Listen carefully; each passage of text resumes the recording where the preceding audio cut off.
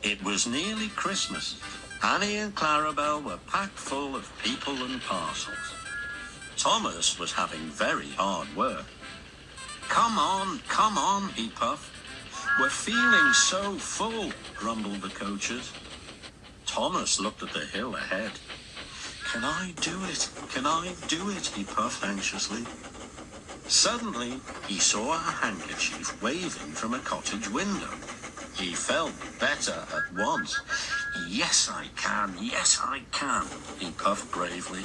He pulled his hardest and was soon through the tunnel and resting in the station. That was Mrs. Kyndley who waved to you, Thomas, his driver told him. She has to stay in bed all day. Poor lady, said Thomas. I am sorry for her. Engines have heavy loads at Christmas time, but Thomas and Toby didn't mind the hard work when they saw Mrs. Kyndley waving. But then it began to rain. It rained for days and days. Thomas didn't like it, nor did his driver. Off we go, Thomas, he would say. Pull hard and get home quickly. Mrs. Kyndley won't wave today. But whether she waved or not, they always whistled when they passed the little lonely cottage. Its white walls stood out against the dark background of the hills.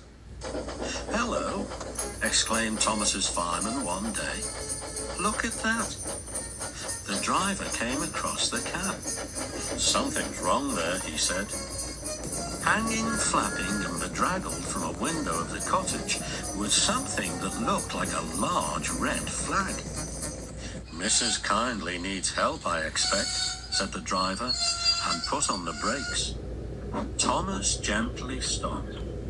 The guard came squelching through the rain up to Thomas's cab, and the driver pointed to the flag. See if a doctor's on the train and ask him to go to the cottage. Then walk back to the station and tell them we've stopped. The fireman went to see if the line was clear in front. 2 passengers left the train and climbed to the cottage. Then the fireman returned. We'll back down to the station, said the driver, so that Thomas can get a good start. We shan't get up the hill, the fireman answered. Come and see what's happened. They walked along the line round the bend. Jiminy Christmas, exclaimed the driver. Go back to the train. I'm going to the cottage. He found the doctor with Mrs. Kyndley. Silly of me to faint, she said. You saw the red dressing gown. You're all safe, asked Mrs. Kyndley. Yes, smiled the driver. I've come to thank you. There was a landslide in the cutting, Doctor, and Mrs. Kyndley saw it from her window and stopped us. She saved our lives. God bless you, ma'am, said the driver, and tiptoed from the room. They cleared the line by Christmas Day, and the sun shone as a special train puffed up from the junction. First came Toby, then Thomas with Annie and Clarabelle, and last of all, but very pleased at being allowed to come, was Henrietta.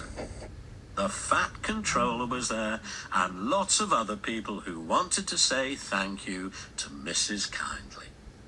Peep, peep, peep, peep, happy Christmas, whistled the engines as they reached the place.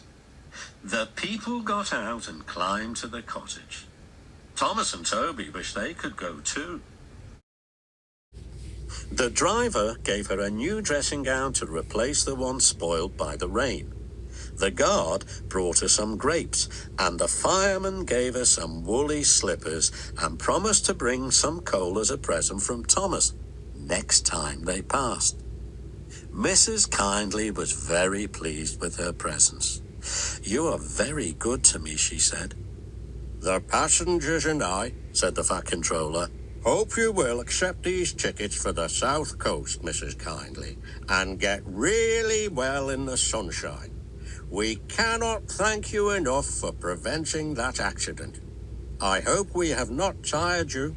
Goodbye, and a happy Christmas."